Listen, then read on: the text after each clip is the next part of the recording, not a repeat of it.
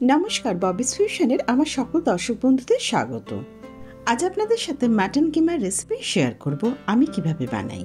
খুবই কমন সাধারণ একটা রেসিপি। আসুন শুরু করা যাক আজকের রেসিপি।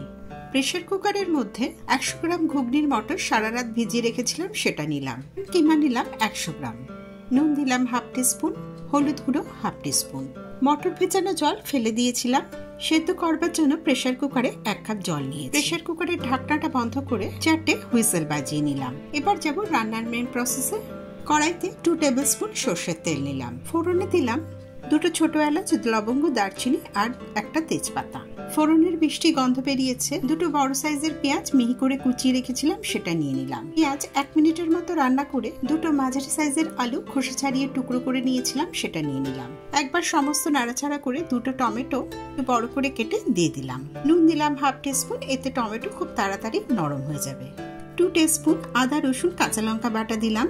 টমেটো নরম হয়ে যাওয়ার পর রান্না করব যতক্ষণ না পর্যন্ত আদা রসুনের কাঁচা ভাব যাচ্ছে। আদা রসুনের কাঁচা ভাব চলে গেছে। 1 টিস্পুন হলুদ গুঁড়ো দিলাম, জিরে গুঁড়ো দিলাম হাফ টিস্পুন, ধনে গুঁড়ো দিলাম 1 টিস্পুন, কাশ্মীরি লঙ্কার গুঁড়ো দিলাম 1 টিস্পুন রঙের জন্য, চিলি পাউডার দিলাম হাফ টিস্পুন। যে কোনো রান্নাতে ঝালটা নিজেদের স্বাদ বুঝে দেবেন। সামান্য জল দিয়ে মশলা খুব ভালো মতো কষিয়ে নেব। একবার মশলা কষানো হয়ে গেছে, প্রেসার কুকার থেকে মাটন কিংবা সেদ্ধ করা জল দিয়ে আবারও একবার ভালো মতো মশলা কষিয়ে নিলাম। মশলা খুব ভালো মতো কষানো হয়ে গেছে।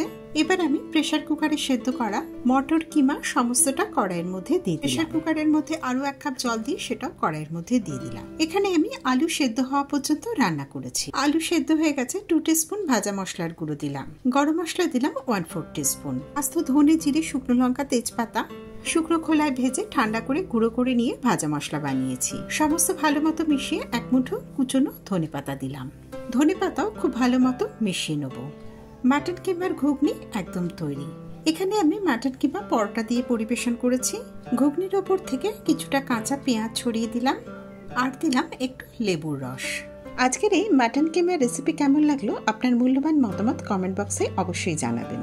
রেসিপি ভালো লাগলে লাইক করবেন, বন্ধুদের সাথে অবশ্যই শেয়ার করবেন। চ্যানেল সাবস্ক্রাইব করবার অনুরোধ রইল। পাশে থাকা বেল আইকনটা প্রেস করে দেবেন, যখনই কোনো ভিডিও আপলোড করব নোটিফিকেশনের সাথে সাথে আপনার কাছে পৌঁছে যাবে।